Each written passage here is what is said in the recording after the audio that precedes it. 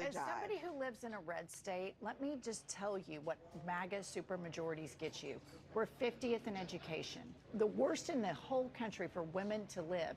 We're poorer, worst health care. And if you look at the bottom 10 states in the United States of America, they are all MAGA supermajorities. These policies hurt people. This is really a good point being made regarding the bottom 10 states, what they're lacking. And they just happen to be red states, meaning that they're majority Republican or they voted Republican. They voted for President Trump. Maybe the majority of them are even MAGA, who knows? But I think that this tells a big story because one of the things that has been attacked in our country by President Trump and him through his administration has been education. When President Trump took office, the first thing he talked about was what? We want to eliminate the Department of Education. They didn't like things. So what do they say? If we just eliminate it, well, then we won't have the problem. What problem is President Trump talking about? This is the second thing. Wokeism.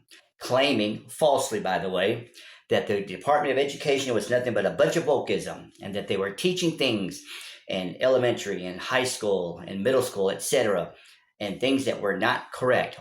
Well, now notice we're backtracking here. What's the third thing? Well, what he's referring to there is how that American history didn't like the fact that they were teaching American history accurately, not whitewashing it, meaning not making it to where the United States always looks good no matter what, or if they decide to include some negativity, such as we always talk about slavery because it is a huge point.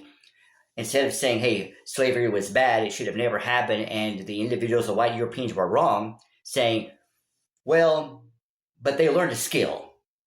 Well, they were better off there as a slave than they were in their own country. Disgusting. Those kinds of things.